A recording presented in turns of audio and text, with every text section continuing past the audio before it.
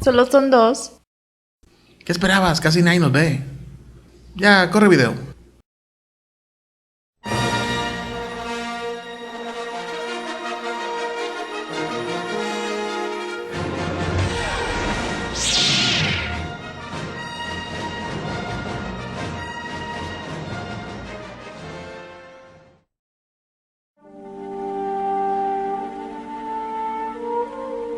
Qui-Gon Jinn fue un caballero y maestro Jedi en las décadas finales de la Antigua República, considerado por la Orden como un miembro poderoso y muy sabio, lo que le hizo ganar el respeto de sus iguales, pero también poseía la fama de ser un instructor poco convencional o incluso rebelde, y a menudo estaba en desacuerdo con las decisiones del Consejo, una conducta que, para bien o para mal, definió en parte el futuro de la galaxia.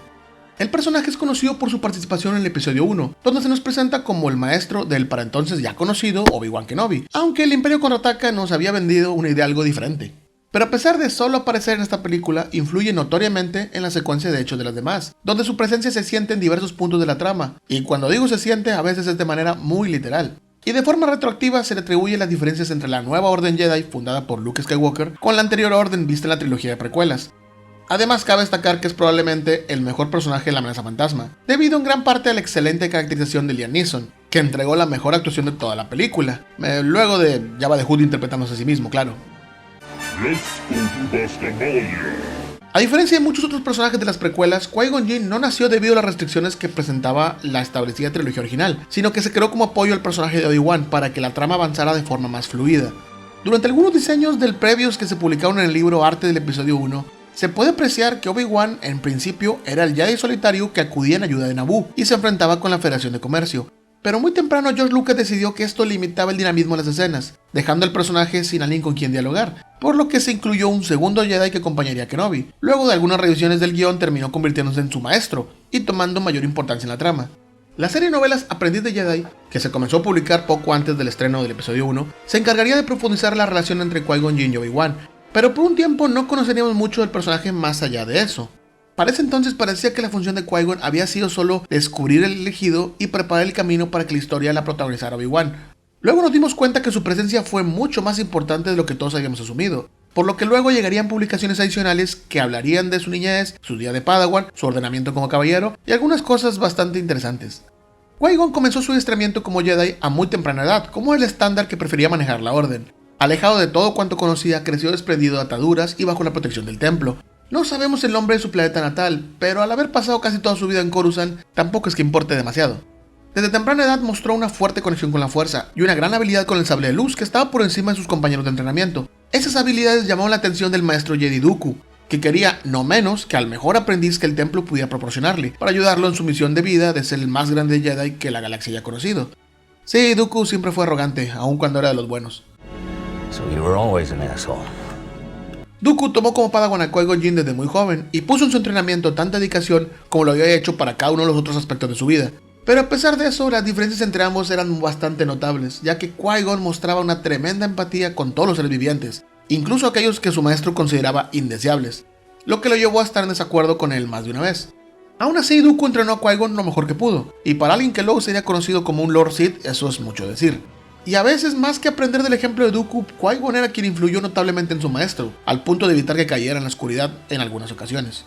Como era de esperarse de alguien tan talentoso, Qui-Gon llegó a convertirse en caballero, y aunque los maestros le sugirieron tomar su propio aprendiz, Qui-Gon lo rechazó porque consideraba no estar listo para eso, lo que sería la primera de muchas desobediencias al Consejo y a la Orden. Aunque pocos años cambiaría de opinión al descubrir a un joven sensible a la fuerza llamado Xanatos, al cual llevaría a Coruscant para que comenzara su formación como Jedi, y posteriormente tomarlo como Padawan. Esta decisión seguramente generó alguna discusión con los maestros, ya que aunque Xanatos era pequeño aún, acababa de sobrepasar la edad que los niños podían comenzar a ser entrenados, y tenía algo de apego por la familia de noble cuna de la que provenía, un apego que luego lo llenaría de orgullo y luego se convertiría en arrogancia.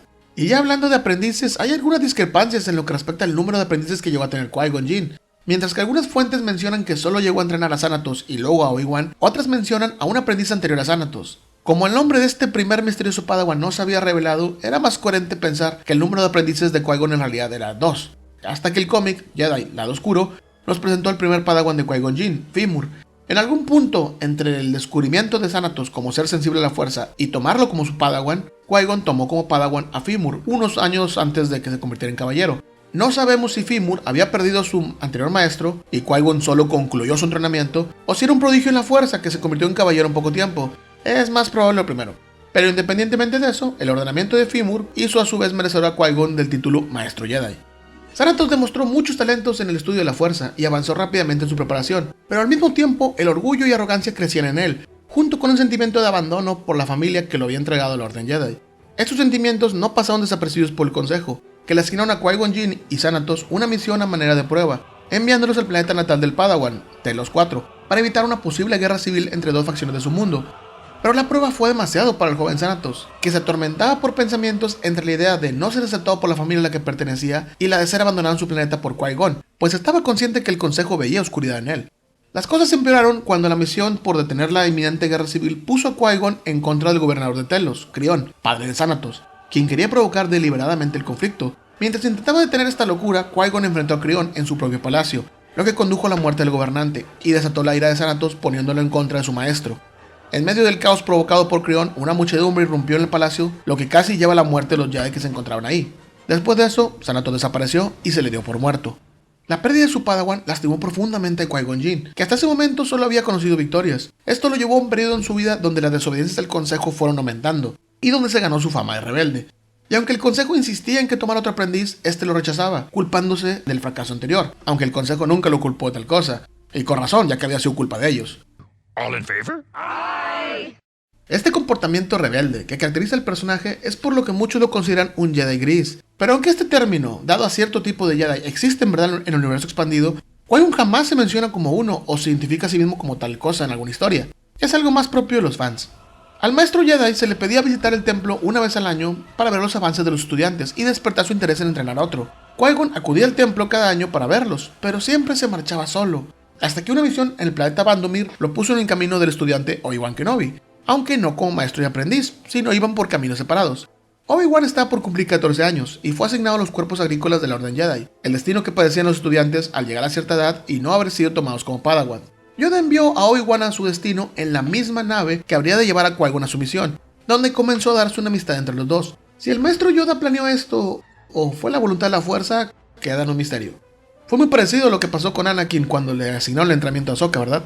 Si listo para tener un Padawan no estás, tal vez a Obi-Wan podemos... No, un momento.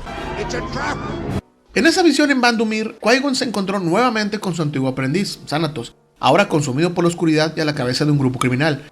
Ah, pero cómo les encanta entrenar a esos Padawans que se visten de negro y se ve claramente que van a ser malvados. Slytherin! There's not a witch or wizard who went bad who wasn't in Slytherin. La misión que tenía Qui-Gon era un truco de Thanatos para traerlo y vengarse de él, pero gracias a la ayuda de Obi-Wan, Thanatos fue derrotado y se convirtió finalmente en Padawan de Qui-Gon Jinn, como él quería. Maestro y aprendiz realizaron muchas misiones para la República, algunas veces enfrentando nuevamente a Thanatos, quien sería el enemigo más recurrente de la serie Aprendiz de Jedi, hasta su muerte en la novela Ajuste de Cuentas, donde se suicida para no aceptar la derrota a manos de su antiguo maestro, terminando así con la carga que Qui-Gon Jinn llevaba consigo debido a sus actos. Pero las misiones continuaron, enfrentando conflictos como la crisis de los Jinchorri, la lucha contra el grupo terrorista Frente Nebulosa, la guerra hiperespacial Stark, y cuando Obi-Wan se acercaba a la fase final de su entrenamiento, listo para las pruebas que lo convertirían en caballero, se les encomendó lo que sería su última misión juntos, servir como mediadores en el conflicto entre la Federación de Comercio y el planeta Naboo.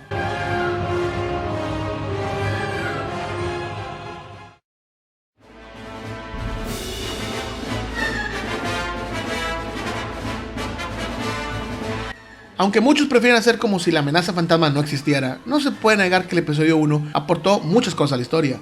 Aunque Qui-Gon Jinn y Obi-Wan fallaron al evitar el conflicto armado entre la Federación y Naboo, pudieron rescatar a la reina Amidala para llevarla a Coruscant, haciendo una escala en Tatooine para reparar su nave. Allí en Tatooine, Qui-Gon descubre a un ser sensible a la fuerza que identifica como el elegido, y lo lleva consigo para que los Jedi, él mismo quizás, lo entrenen en los caminos de la fuerza. En ese mismo mundo, Qui-Gon se enfrentaría con el Lord Sith Darth Maul, el primer enfrentamiento directo contra los Sith que habían ocurrido en casi 1000 años. Sin embargo, el Consejo Jedi no solo dudó de las palabras de Qui-Gon que identificaban a su atacante como un Sith, sino que se negaron a entrenar al elegido, a Anakin Skywalker, como un Jedi, pues ya había sobrepasado, y por mucho, la edad en que su entrenamiento debió comenzar. Pero Qui-Gon estaba decidido a entrenar a Anakin, aún en contra de los deseos del Consejo. Do not defy the Council, Master, not again. I shall do what I must, Obi-Wan. Pero el destino, o la fuerza, quiso que las cosas fueran de otro modo. Siguiendo con su misión de proteger a la reina a su regreso a Naboo para recuperar su mundo, Qui-Gon y Obi-Wan enfrentaron nuevamente a Darth Maul, lo que terminó en la derrota del Sith, pero con la muerte del maestro Jedi en el proceso.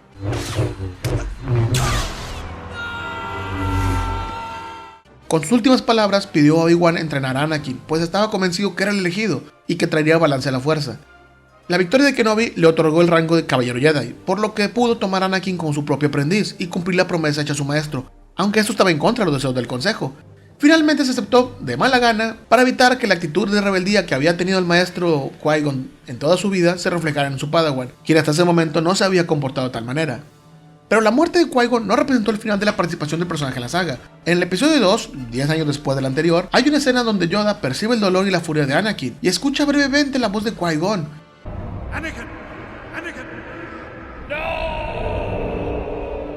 Esa escena en su momento generó ciertas incógnitas, ya que no se estableció con claridad si se trataba de una visión de la fuerza o una manifestación de Qui-Gon, como pasaba en la trilogía original.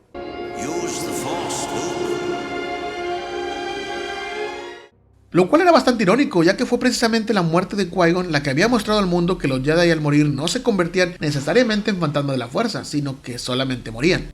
Tampoco ayudaba que esa escena no aparece en la adaptación de novela ni en el cómic El ataque de los clones, solo en la película. En Clone Wars vemos también ciertas escenas donde la presencia de Qui-Gon se siente de alguna manera por los personajes, pero no reparan mucho en ello tampoco. Fue hasta la llegada del episodio 3, donde Yoda nos revela que puede comunicarse con Qui-Gon, quien llegó a un estado de conciencia perpetua luego de su muerte. Todo lo contrario al ataque de los clones, aquí tenemos una pequeña conversión entre Qui-Gon y Yoda en la novela y en el cómic La venganza de los Sith, pero no así en la película. Tuvimos que esperar hasta The Clone Wars para entender cómo Yoda comenzó a comunicarse con Qui-Gon, y cómo comenzó el largo entrenamiento que no solo le permitió conservar su conciencia, sino manifestarse nuevamente y ayudar a los conflictos que estaban por venir.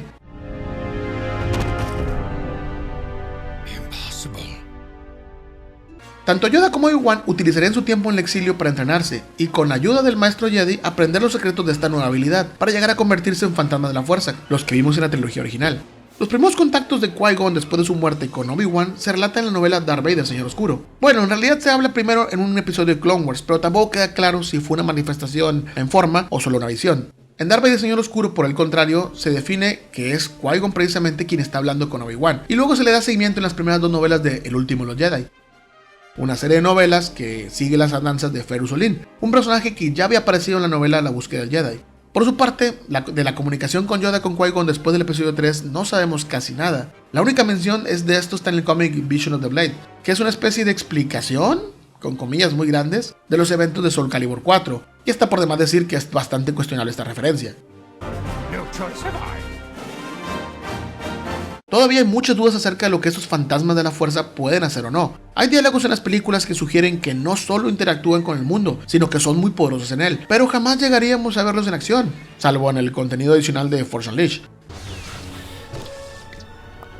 Y el universo expandido es muy discreto cuando se trata de estos fantasmas. Quizás las nuevas películas y el material que se presenta en torno a ellas nos responda a algunas dudas próximamente, pero de igual forma esa sería otra historia, la historia de los fantasmas de la fuerza. Por lo pronto, la nuestra termina con Qui-Gon Jinn, siendo el precursor de ese estado de conciencia que pudieron alcanzar Yoda, Obi-Wan y de alguna manera que no se explica del todo Anakin Skywalker. Fue esa habilidad la que ayudó a guiar al hijo del elegido para cumplir su destino y traer de nuevo paz a la galaxia dominada por los Sith, y renovar la Orden Jedi para enfrentar las nuevas amenazas que estaban por venir. Ese fue el legado de Qui-Gon Jinn.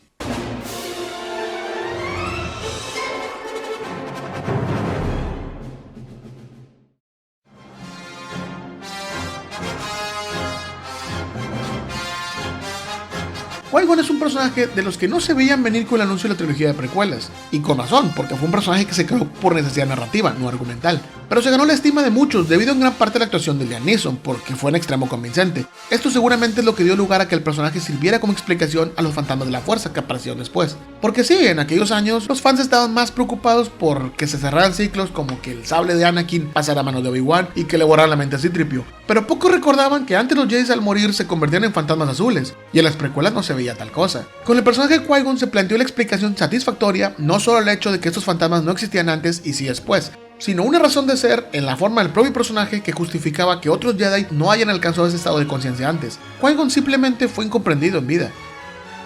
Y bien, por lo pronto llegó la hora de despedirnos. Espero que les haya gustado este video a quienes lo solicitaron. Y recuerden que si quieren que hablemos de otro personaje o tema, solo coméntenlo y veremos si podemos realizar algo al respecto. Por lo pronto es todo, me despido, mi nombre es Feanor y nos vemos en la próxima.